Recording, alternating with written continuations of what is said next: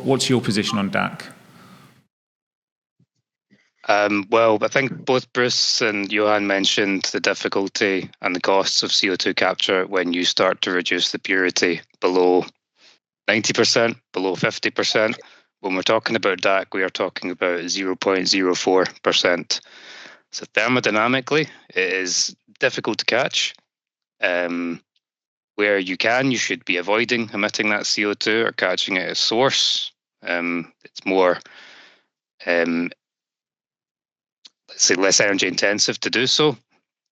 However, every forecast for net zero says we will need huge amounts of carbon dioxide removal to reach net zero by 2050. We will need that particularly in the 2040s. But to have huge amounts in 2040, 2045, we need to start deploying, start reducing costs now. So I think it will make sense in some areas. It will make sense, for example, areas with low energy costs and low carbon energy. So we've seen the first few projects in Iceland, for example, where both of those things are true.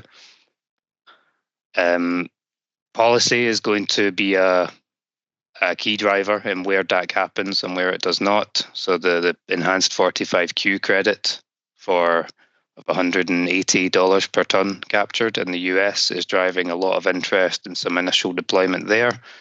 Similar to those first-of-a-kind post-combustion capture plants, the hope is public support to the flagship projects generates learnings, generates competition, drives down costs for wider deployment for when we need it to reach net zero.